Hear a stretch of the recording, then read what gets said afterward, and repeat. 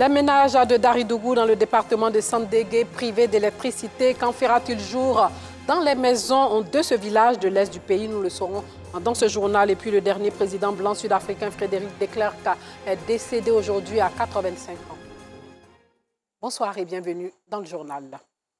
Plusieurs chambres et salons de Daridogou sont bien sombres la nuit.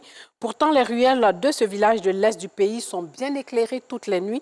Un contraste qui met à mal l'épanouissement des habitants de ce village situé non loin de Sandégué. Des lampadaires brillent dans ce village depuis près de 3 ans maintenant. Les villageois n'attendent plus que les compteurs de la CIE pour enfin voir jaillir la lumière dans leur maison. Quand est-ce que ce rêve deviendra-t-il réalité? Seule la CEI détient la réponse à cette question.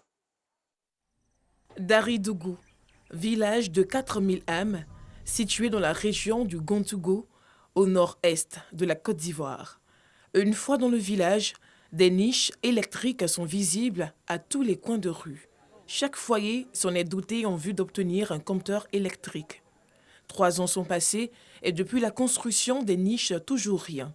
Une situation jusque-là incompréhensible pour le premier responsable du village. Le gouvernement, par son programme PPU, programme présidentiel d'urgence, nous avons reçu l'électricité. Après ça, il faut dire, les lampadaires s'allument, mais nous n'avons pas encore reçu de compteur. Nous avons passé la demande, les niches aussi ont été construites, mais malheureusement. Si certains n'ont que des lampes et des torches pour se frayer un chemin au crépuscule et illuminer leurs couchettes, d'autres par contre ont le privilège des panneaux solaires. On se débrouille avec les panneaux solaires. Quand le soleil, ça peut charger. Et le jour, il n'y a pas de soleil, il n'y a pas de lumière. C'est ce que certains payent pour leur ménage. Le sous-préfet, on a déposé plusieurs rapports à son bureau. Il est en train de batailler dur concernant ces problèmes de compteurs sociaux. Mais pour le moment, on n'a pas encore vu le jour. Donc, notre solution, l'idéal, c'est ça. C'est pour que vraiment ces compteurs sociaux puissent être en vue pour bénéficier Daridogou de la lumière totale. Abou, agriculteur d'une trentaine d'années, utilise cette ressource énergétique depuis 2 ans et fait du social auprès des siens. Sous nos yeux, dans son salon, plus d'une trentaine de téléphones portables branchés. Des téléphones appartenant au voisinage. C'est avec le porte-panneau qu'on se débrouille. C'est avec ça on charge les portables. Chaque jour, je peux charger plus que 30 portables. Il y a d'autres qui vendent pour eux, mais pour moi, je ne vends plus. D'autres ils font ça à 100 francs, 100 francs. Quand ils chargent là, si c'est le gros portable, là, donc ça, c'est à 150 à 200. Mais pour moi, là, j'ai fait ça cadeau. Abou n'est pas seul à utiliser cette ressource énergétique. Des foyers qui en ont les moyens en possèdent. Heureusement, au coucher du soleil, le village est éclairé par ces lampadaires. Installés depuis 3 ans, ces réverbères consolent les habitants de Daridogou, toujours en attente de lumière dans leurs domiciles respectifs. Espérons que la CIE a entendu le cri de cœur de ces populations et sachez que c'était un reportage de Joël Gossé. Koulibaly Yamoussa, un acteur de développement, fait ambassadeur de la paix de la SP-MUDA 2021 pour ses actions en faveur de la paix et du développement. La SP-MUDA, l'organisation internationale qui œuvre pour la paix et le développement affiliée à l'ONU, récompense chaque année des acteurs de développement. Georgette Ido Fofana. Récompenser les meilleurs acteurs du développement, telle est l'initiative entreprise par Salimata Ouattara, présidente de la SP-MUDA des 53 pays d'Afrique. La SP-MUDA est une organisation internationale œuvrant pour le développement et la paix. Au nom du président mondial, elle fait officiellement Koulibaly Yamoussa ambassadeur de la paix et du développement. Son brillant parcours et les différentes actions menées dans le domaine de la paix et du développement lui ont valu cette distinction. Il rentrait dans notre vision. C'est ainsi que je l'ai proposé à l'organisation et après leur enquête, il a été aujourd'hui nommé ambassadeur de la paix. Un moment symbolique marqué de joie et encore plus de motivation pour ce nouvel ambassadeur qui n'entend pas s'arrêter en si bon chemin. Continuer dans ce que nous avons déjà commencé. Contribuer au développement de notre pays à travers les réalisations que nous faisons à travers notre structure. Et ensuite, continuer à soutenir les ONG et les personnes démunies en Côte d'Ivoire et ailleurs dans le monde. Rappelons que la SP MUDA International est une organisation internationale affiliée à l'ONU et basée aux Philippines. Cette organisation compte des milliers de membres à travers le monde entier. Parlons agriculture, première édition des journées coopératives de la cacao-culture. L'idée, valoriser le travail des paysans. On en sait plus avec Anicette Konan-Blessing. Mettre en évidence les propositions et contributions de coopératives exerçant dans la cacao-culture certifiée, Rainforest Alliance en a fait son credo. L'organisation internationale à but non lucratif travaille à l'intersection du commerce, de l'agriculture et des forêts pour créer un monde où l'humain et la nature s'épanouissent. Rainforest Alliance entend donc discuter des méthodes et outils qui pourraient être utilisés par ces coopératives.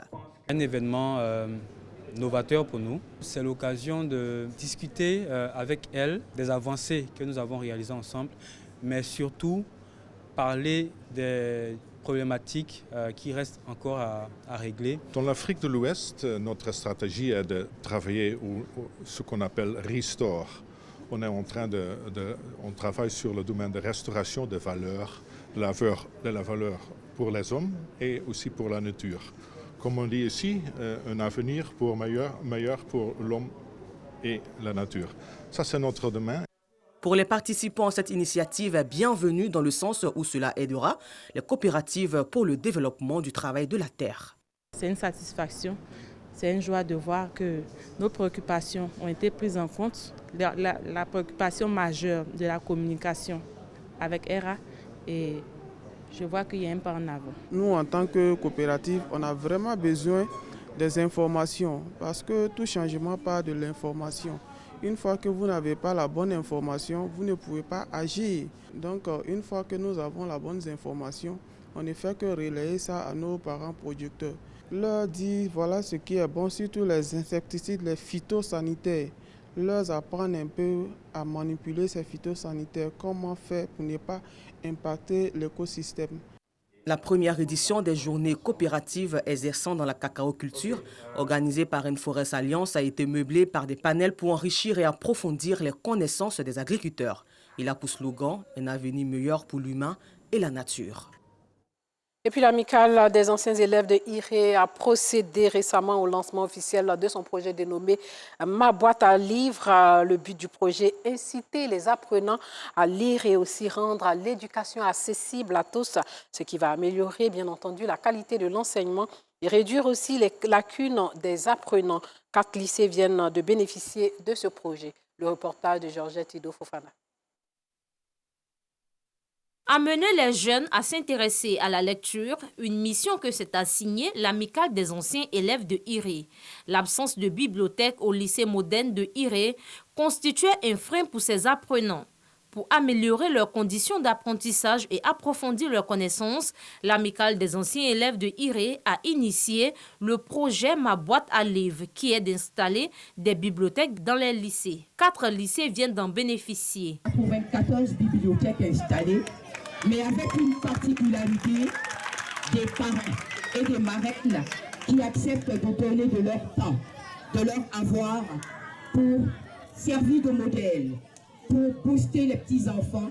Une initiative qui vient ravir les encadreurs et les élèves. Je remercie notre grand frère de nous avoir apporté du livre pour qu'on puisse lire. J'encourage mes amis à aimer la lecture. La majorité de nos élèves ont des soucis de lecture.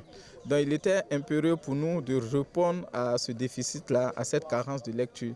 Et nous avons trouvé ingénieux d'initier ce projet, qui est le projet Ma boîte à livres, de susciter le goût de la lecture pour nos jeunes frères qui sont encore sur les bancs à IRE. Le projet Ma boîte à livres est évalué à plus de 3 millions de francs CFA.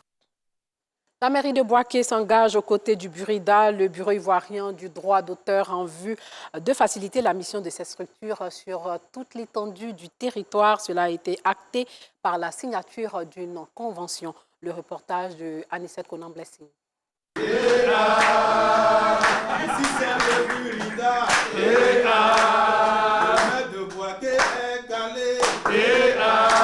Ces chants et applaudissements au siège du Burida, bureau ivoirien du droit d'auteur, après la signature de conventions entre cette structure et la mairie de Bouaké. Objectif, conforter les revenus des artistes pour leur mieux-être. Je voudrais vous dire ma joie et ma fierté de participer à cette coopération. Il y a trop d'évaporation en ce qui concerne, je dirais, la rémunération de vos œuvres. Et tout ce qui peut y contribuer, et comme l'a fait le gouvernement dernièrement à travers les 4 décrets qui ont été pris au dernier conseil de ministres, je pense que tout le monde doit apporter sa contribution. Initiative saluée par tous les acteurs du Burida, dont le directeur général, le conseil de gestion et de restructuration et l'ambassadrice du droit d'auteur et des droits voisins. Nous avons engagé la prospection au niveau de Bouaké pendant près de 3 semaines. Monsieur le maire nous a ouvert ses portes. Il nous a prêté ses collaborateurs, il nous a donné les clés de la ville et il a sensibilisé sur la notion du droit d'auteur. C'est le lieu pour moi de féliciter d'abord Monsieur le maire pour toutes ces démarches que vous faites pour le Burida. Demain, nous partirons du Burida, mais il faudra que nous partions avec la conscience d'avoir fait notre travail, d'avoir laissé quelque chose dans cette maison qui a besoin qu'on lui laisse quelque chose. Un exemple de gestion rigoureuse de travail. Nous sommes heureux de l'initiative et on espère que cette initiative sera vulgarisée dans toutes les villes de l'intérieur du pays. La ville de Bouaké vient ainsi de rejoindre les mairies appartenant à l'UVICOSI, l'Union des villes et communes ayant des conventions signées avec le Burida pour le bien-être des artistes. À l'issue donc de cette rencontre, une minute de silence a été observée en hommage à l'écrivain Isaïe Biton Koulibaly, décédé dans la nuit du mardi au mercredi 10 novembre 2021. Un mot de religion avec la construction d'un foyer islamique bientôt dans le village de Djaboudango, non loin de Tanda, dans l'est du pays. La pose de la première pierre de ce foyer s'est déroulée le week-end dernier. Georgette Ido Fofana. Siaka Ouattara, fils de la région du Gontougo, au nord-est de la Côte d'Ivoire, pose la première pierre du foyer islamique du village de Djadoubango, un village de la localité de Tanda. Cet édifice religieux servira de lieu de rencontre à la communauté musulmane. Au cours de cette cérémonie, Siaka Ouattara a exprimé sa reconnaissance au chef de l'État pour les actions de développement dans cette localité, notamment l'adduction en eau potable et la fourniture en électricité. C'est le lieu de témoigner notre reconnaissance et notre inconditionnel attachement et soutien à Monsieur le Président de la République, son Excellence, Monsieur Alassane Ouattara, pour tout ce qu'il fait et continue de faire pour le développement de notre région. Nous le remercions aussi pour sa vision et sa clairvoyance et pour toutes ses valeurs et vertus qu'il incarne en bon disciple. L'honorable Siaka Ouattara a aussi invité les populations à se faire recenser et à réserver un accueil chaleureux aux agents recenseurs. Au Sénégal, des dizaines de manifestants descendent dans les rues de Dakar, la capitale sénégalaise, alors que 2 farouches opposants au pouvoir, Ousmane Sonko et Barthélémy Diaz, ont été interpellés lors de troubles sur la route du tribunal où Barthélémy Diaz devait comparaître pour une affaire datant de 2011, notamment pour la mort d'un lutteur. Les 2 hommes sont partenaires dans une coalition formée autour d'Ousmane Sonko en vue des élections municipales et départementales de janvier 2022. L'ancien maire de Dakar, Khalifa Sall, a fait aussi partie de la coalition. Ces 3 hommes ont en commun d'avoir vu ou de voir les ennuis judiciaires troubler leur dessein politique. Tous crient au complot dit par le pouvoir et dénoncent une justice instrumentalisée. Et puis le général Abdel Fattah al-Burhan, auteur d'un putsch au Soudan fin octobre, a nommé aujourd'hui même un nouveau conseil de souveraineté dont ont été exclus les représentants du bloc réclamant un transfert du pouvoir aux civils. Après la chute en 2019 d'Omar el-Béchir, un conseil de souveraineté composé de civils et militaires avait été mis en place pour chapeauter la transition vers la démocratie sous la présidence du général Burhan. Le 25 octobre, donc, ce dernier a dissous toutes les institutions décrétées à l'état d'urgence et arrêté la plupart des dirigeants civils du pays. Avec son décret d'aujourd'hui, le général Burhan conserve la présidence du conseil de souveraineté. Le général Mohamed Hamdan Daglo reste son numéro 2. Le nouveau conseil de souveraineté, comme l'ancien, compte 14 membres. Et pour finir, sachez que Frédéric de Klerk, le dernier président blanc d'Afrique du Sud et libérateur de Nelson Mandela, qui a mis fin au régime raciste de l'apartheid, est décédé aujourd'hui à 85 ans. La date et le lieu des funérailles doivent encore être précisés. Le récit d'Alassane Pargan-Drabo. Frédéric de Klerk est mort ce 11 novembre à l'âge de 85 ans. Jusqu'ici, dernier président de race blanche du pays, il est surtout l'homme de la transition vers une Afrique du Sud démocratique. Frédéric de Klerk, ce sont 4 années, 8 mois et 25 jours à la tête de la nation arc-en-ciel. Mais ce que l'on retient de ce conservateur sud-africain, c'est la tournure qu'il donne à l'histoire d'une Afrique du Sud profondément ancrée dans l'apartheid. Alors que sa formation politique, le Parti national, attend de lui un durcissement des sanctions et le renforcement de l'apartheid, Frédéric de Klerk choisit l'autre option. Pour lui, la ségrégation ne peut plus continuer et la pression de la communauté internationale devient plus grande.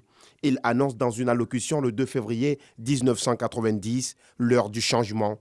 Une métamorphose de la vie politique et sociale à travers des décisions fortes. La suspension de la peine capitale, l'annulation de l'état d'urgence et la libération immédiate de tous les prisonniers politiques, dont le plus illustre, Nelson Mandela, totalise 27 ans de prison. Il lève également toutes les sanctions qui pèsent sur l'ANC, le Congrès national africain, ennemi juré du Parti national. Frédéric de Klerk ouvre ainsi la voie à un État démocratique où les libertés individuelles et collectives sont respectées. Nelson Mandela remporte l'élection présidentielle et de Klerk devient son vice-président de 1994 à 1996. Un gouvernement multiracial voit ainsi le jour en Afrique du Sud. Si ses actions en faveur de l'abolition de l'apartheid parlent pour lui, son regard sur le régime de ségrégation reste encore ambigu selon plusieurs experts. En toute chose, il faut considérer la fin, dit l'adage. Frédéric de Klerk demeure donc pour une bonne partie des Sud-Africains une icône de la lutte anti-apartheid. Il est mort ce jeudi à son domicile de Fresnay, en banlieue du Cap, d'un cancer des poumons.